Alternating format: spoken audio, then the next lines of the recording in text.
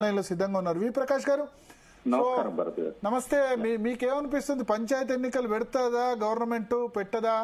November 7th మళ్ళీ cabinet meeting పెట్టి అప్పుడు హైకోర్టు కేసును బట్టి నిర్ణయం తీసుకుంటామని చెప్తున్నారు. ఇప్పుడు హైకోర్టు అయితే ఎన్నికలను వాయిదా వేయమని చెప్పలేదు. తర్వాత ఎలక్షన్ నోటిఫికేషన్ స్టే చేయలేదు. ఇప్పుడు జనరల్ గా హైకోర్టు కానీ సుప్రీంకోర్టు కానీ ఒకసారి ఎన్నికల ప్రాసెస్ స్టార్ట్ అయినాక అడ్డుగా అలగవు. ఇక్కడ ఏంటంటే జీవోను వాళ్ళు స్టే చేశారు కానీ ఎన్నికల నోటిఫికేషన్ స్టే చేయలేదు. ఇది మన ఇప్పుడు ఎన్నికలు పెట్టంగా అర్థం లేదు కాబట్టి ఎన్నికలు జరపవచ్చు.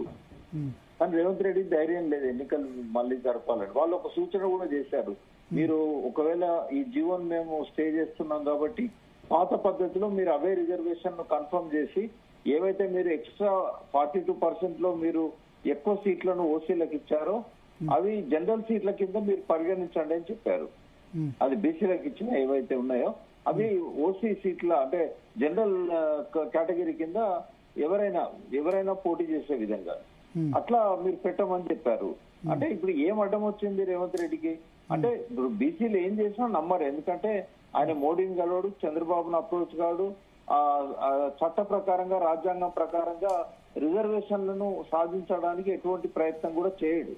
ఎందుకంటే ఆయనకు ఆ చిత్తశుద్ధి లేనప్పుడు బీసీలకు కొత్తగా అర్థమయ్యేది ఏముంటది? ఇప్పుడు హైకోర్టు ఒకవేళ ఫిబ్రవరికి వాయిదా వేసినా కూడా, ఎప్పుడు వాయిదా వేసినా కూడా ఈయన ఎలక్షన్స్ అన్ని కూడా పాత పద్ధతిలో పోవాల్సిందే. ఆయనకి ఇష్టం ఉన్నా లేకున్నా ఏడాది పోస్ట్పోన్ చేద్దామంటే కోర్టులు ఒప్పుకోవు. ఏ ఒక్కరు కోర్టు పోయినా కూడా కోర్టు ఇన్ని రోజుల లోపల దీన్ని కంప్లీట్ చేయాలని చెప్తుంది. గతంలో మీకు గుర్తుండాలి, చంద్రబాబు నాయుడు ముఖ్యమంత్రిగా ఉన్నప్పుడు సుప్రీంకోర్టు తీర్పు ఇవ్వాల్సి వచ్చింది 100 రోజుల లోపల మీరు లోకల్ బాడీస్ కి ఎన్నికలు జరపండి అని చెప్పి.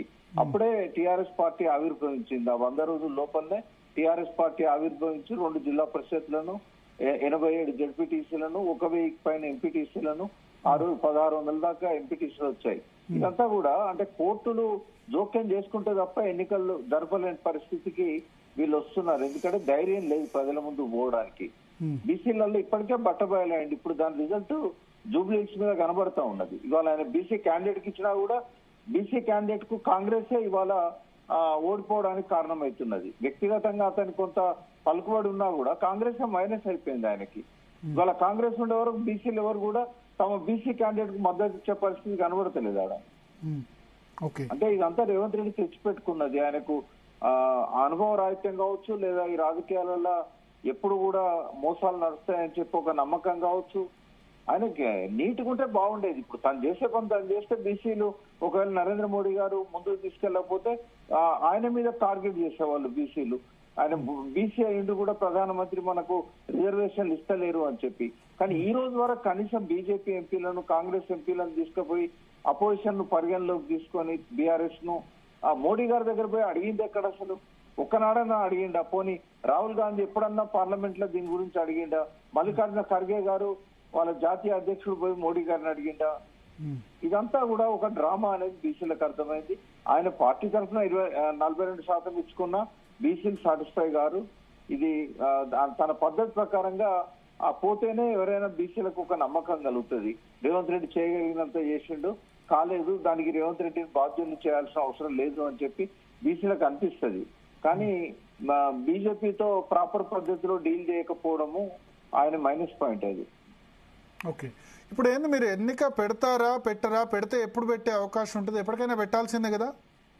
పెట్టాల్సిందే. ఇప్పుడు ఆయన పార్లమెంట్ లో కనుక ఆ బిల్లు తెప్పించి రాజ్యాంగ సవరణకు పట్టుబట్టకపోతే ఎప్పటికైనా ఇదే పద్ధతిలో ఉంటది. ఎంతకాలం? ఒక్క నిమిషం వి ప్రకాష్ గారు లైన్ లో ఉండండి, మీరు కూడా చూడండి. మంత్రి పొంగులేటి శ్రీనివాసరెడ్డి రెవెన్యూ